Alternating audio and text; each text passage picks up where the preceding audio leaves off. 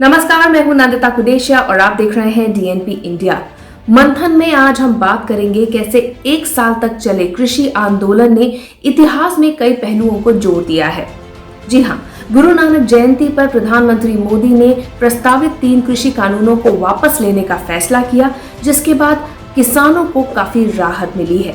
वैसे इस आंदोलन की आज अंतर्राष्ट्रीय एक्टिविस्ट ग्रेटा थनबर्ग से लेकर पॉप सनसनी रियाना तक पहुंच गई थी।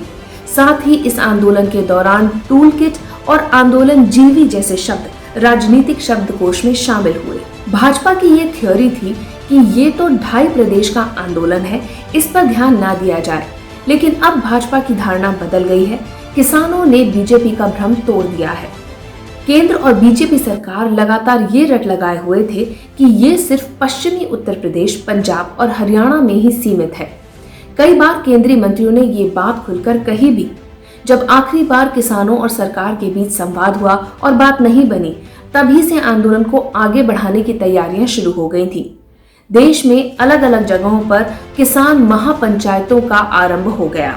पश्चिमी उत्तर प्रदेश, पंजाब, हरियाणा, मध्य प्रदेश, तेलंगाना, छत्तीसगढ़, महाराष्ट्र, असम, पश्चिम बंगाल, तमिलनाडु और कर्नाटक सहित दूसरे राज्यों में किसान आंदोलन फैल चुका था। संगठनों के पदाधिकारियों ने खेतों में जाकर किसानों को 3 कृषि कानूनों के बारे में जानकारी दी। खेती में फायदा या नुकसान अलग बात है, इसे किसान झेल लेंगे, लेकिन 3 कृषि कानूनों के अंतर्गत अगर जमीन ही चली जाएगी तो किसान फसल कहाँ पैदा करेंगे। ये बात किसानों को अच्छे से समझ आने लगी। धीरे धीरे अन्नदाता के हर घर में जमीन को लेकर चर्चा शुरू हो गई।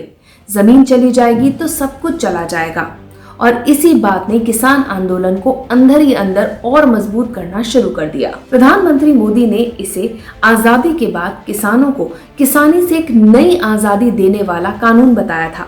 कई मौके पर प्रधानमंत्री मोदी सरकार की स्थिति स्पष्ट करते रहे हैं और वो ये कहते रहे हैं कि विपक्षी पार्टियां इन कृषि कानूनों को लेकर दुष्प्रचार कर रही हैं।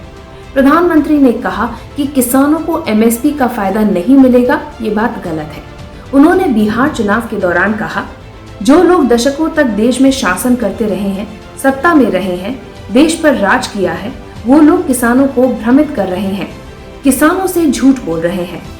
विधेयक में वही चीजें हैं जो देश में दशकों तक राज करने वालों ने अपने घोषणा पत्र में लिखी थी। विरोध करने के लिए विरोध हो रहा है। बिचौलिए जो किसानों की कमाई का एक बड़ा हिस्सा खा जाते थे, उनसे बचने के लिए ये विधेयक लाना जरूरी था। केंद्र सरकार के कई मंत्री इस कानून की प्रशंसा करते रहे हैं। राजनीति को करीबी से समझने वाले मानते हैं कि चुनावों में हार बीजेपी की दुखती रग है। बीजेपी को जब ये एहसास होता है कि उनका कोई भी फैसला चुनाव में हार की वजह बन सकता है, तो वो तुरंत उस पर दोबारा विचार करते हैं या फिर समझौता करते हैं। अब महाराष्ट्र में बीजेपी सरकार बनाने से चूक गई। वहां 48 लोकसभा सीटें थीं। इसके बाद पश्चिम बंगाल में हार का सामना किया, वहां लोकसभा की 42 सीटें थीं। इसके बाद इस साल हुए उपचुनावों में भी बीजेपी का प्रदर्शन वैसा नहीं रहा जैसा कि उसे उम्मीद थी। अब अगले साल उत्तर प्रदेश में होने वाले चुनावों में 80 लोकसभा सीटें हैं। वहां पर कोई भी उलटफेर बीजेपी के 2024 के लोकसभा चुनावों को प्रभावित कर सकता है। ये 3 राज्य मिलाकर 170 लोकसभा सीटों के लिए जिम्मेदार है। पिछले 1 साल में किसान आंदोलन के दौरान कई बड़ी बातें हुई हैं जिन्होंने सुर्खियां बटोरी हैं।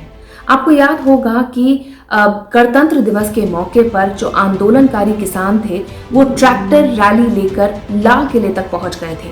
प्राचीर पर पहुंचकर उन्होंने प्रदर्शन किया था और धार्मिक झंडे भी फहराए थे। आंदोलन की आड़ में बहुत सारी हिंसा भी हुई थी, कई लोग घायल हुए, एक आंदोलनकारी की मौत भी हो गई थी। पुलिस से भी आंदोलनकारियों की हिंसक झड़प हुई थी। और इसी बीच इंटरनेशनल एक्टिविस्ट ग्रेटा थनबर्ग और पॉप सिंगर रियाना ने भी इस पूरे मामले में एंट्री की। दोनों अंतर्राष्ट्रीय हस्तियों ने सरकार के 3 कृषि कानूनों के खिलाफ प्रदर्शन कर रहे किसानों का समर्थन किया था। हालांकि सरकार ने उनका कड़ा विरोध किया था। ग्रेटा थनबर्ग ने तो इस आंदोलन में मदद करने वाले लोगों के लिए टूल किट भी जारी करने की बात की थी। हालांकि दिल्ली पुलिस ने टूल किट मामले में कई लोगों के ऊपर भारत की छवि बिगाड़ने के मामले में मुकदमा भी दर्ज किया था। क्लाइमेट एक्टिविस्ट दिशा रवि को गिरफ्तार किया गया था, हालांकि बाद में उन्हें जमानत मिल गई थी। प्रधानमंत्री मोदी ने कहा कि प्रदर्शनकारियों की एक नई प्रजाति देखने को मिल रही है जिन्हें आंदोलन जीवी कहा जा सकता है। ये वो लोग हैं जो बिना आंदोलन किए जीवित नहीं रह सकते। ये देश के लिए खतरनाक है और देश को इनसे बचाना जरूरी है। इस पर पलटवार करते हुए कांग्रेस ने पीएम मोदी को जुमला जीवी बताया था। हालांकि बीजेपी की सरकार बहुत ही स्ट्रॉन्ग विल्ड मानी जाती है और कहा जाता है कि आमतौर पे वो अपने फैसलों से नहीं झुकते, लेकिन कुछ मामले सामने आए हैं जहां पर बीजेपी अपने फैसलों से पीछे हटी है। आपको बताते हैं। इससे पहले कृषि से जुड़े भूमि अधिग्रहण कानून पर भी केंद्र सरकार पीछे हटी थी। तब संसद में कांग्रेस नेता राहुल गांधी ने भूमि अधिग्रहण कानून का विरोध करते हुए केंद्र सरकार को सूट बूट की सरकार कहा था। जीएसटी पर राजस्व की भरपाई पर भी राज्यों को भुगतान करने पर केंद्र सरकार ने अपने पहले वाले रुख में बदलाव किया था। उपचुनाव में कई सीटों पर हार के बाद पेट्रोल डीजल की कीमतों में राहत देने का फैसला भी मोदी सरकार का झुकना ही करार दिया गया था। नरेंद्र मोदी सरकार की छवि एक कड़े फैसले लेने वाली सरकार की है। तलाक के बिद्दत यानी कि 3 तलाक के मामलों को खत्म करना हो, या फिर आर्टिकल 370 के तहत जम्मू कश्मीर को मिलने वाले स्पेशल स्टेटस के दर्जे को खत्म करने का ऐतिहासिक फैसला लेना, या फिर तमाम विरोध प्रदर्शनों के बावजूद CAA NRC के मुद्दे पर डट के खड़ा रहना। ये तमाम फैसले मजबूत सरकार को और मजबूत बनाते हैं। लेकिन कृषि कानूनों के खिलाफ किसान आंदोलन ने कुछ हद तक इस तिलिस्म को तोड़ दिया है। हमारी इस रिपोर्ट के बारे में आपकी क्या राय है, कमेंट सेक्शन में जरूर लिखिएगा। साथ ही अब तक अगर आपने हमारा चैनल सब्सक्राइब नहीं किया तो जल्द ही इसे सब्सक्राइब, लाइक और शेयर कीजिए। नमस्कार।